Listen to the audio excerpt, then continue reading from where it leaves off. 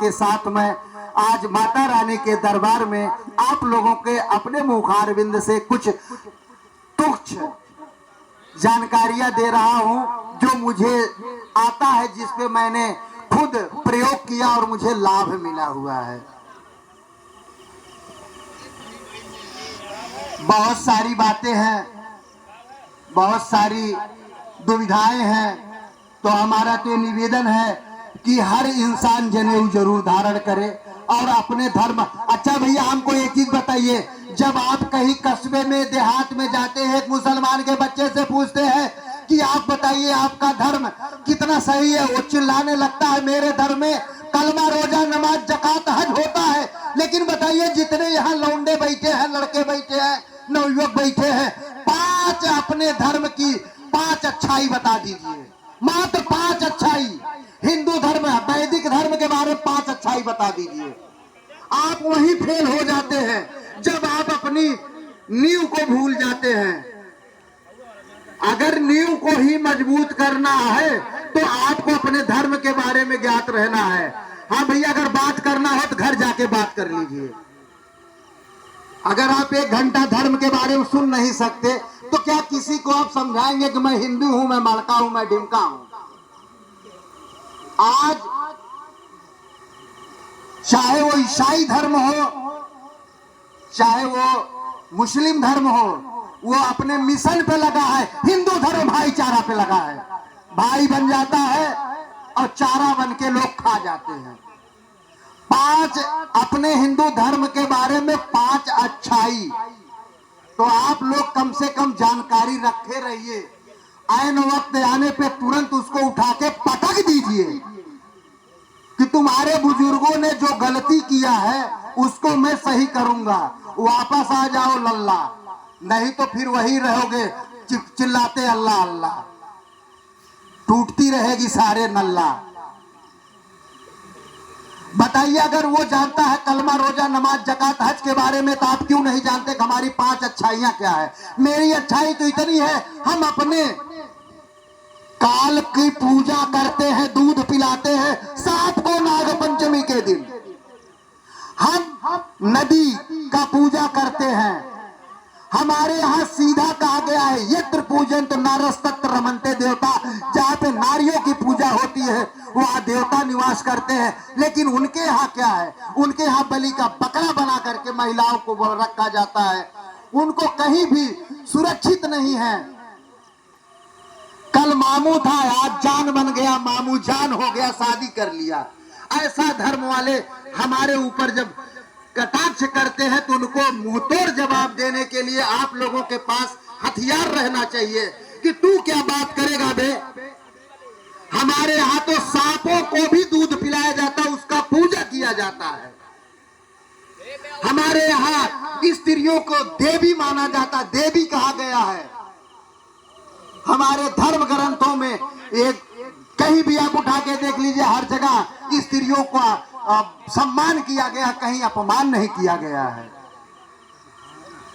हम नदी की पूजा करते हैं, उगते हुए सूरज की पूजा करते हैं, डूबते हुए सूरज की भी पूजा करते हैं।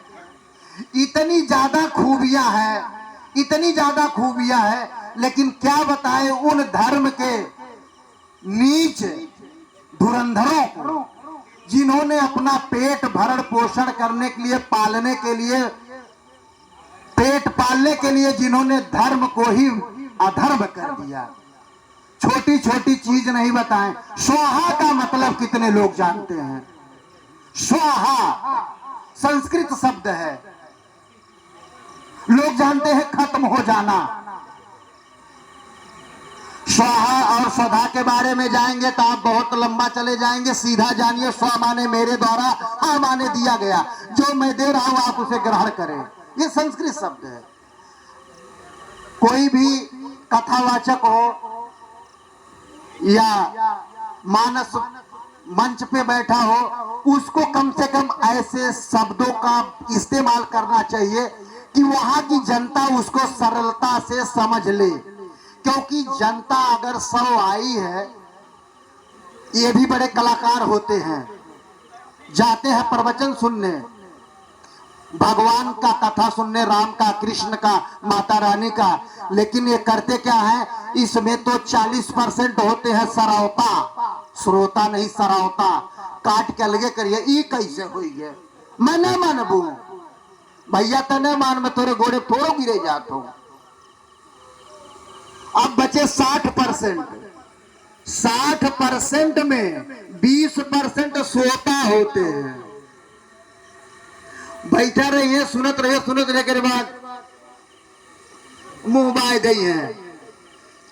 तो 20% हो गए आपके सरौता, जिनका काम है काट के अलग करना, उनको हम आप सुधार नहीं पाएंगे। 20% हो गए श्रोता। अब बचे 60%।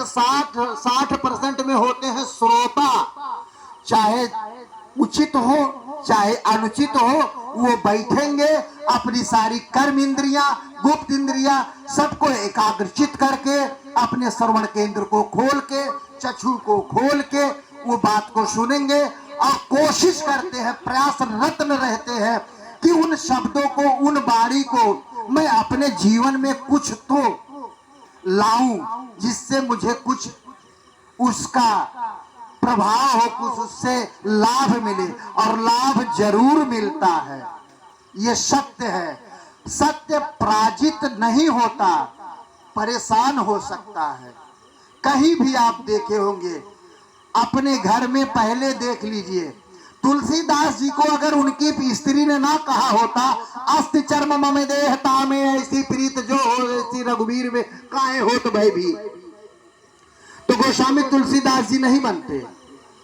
वो रामायण का जीरोक्स हिंदी में ना करते, मतलब रामायण संस्कृत में है, सारे लोगों को समझ में नहीं आएगा, उन्होंने हिंदी में उसको कन्वर्ट कर लिखा, हिंदी वर्जन निकाला, रामचरितमानस। तो ये तो सत्य है, स्त्री बनाती भी है, बिगाड़ती भी है।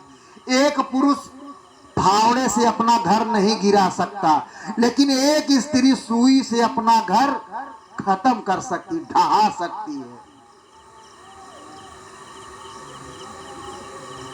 तो आप लोग जहां भी जाएं, अगर अच्छी बात हो उसको ले लीजिए। आप जानते हैं, हमको बड़े अच्छे से जानते हैं, आप लोग बताएंगे ये तो जॉन ऑर्केस्ट्रा में रहत रहा है। जी भैया, रहता था। हम चारों दिशाओं से कलेक्ट किया, क्या अच्छा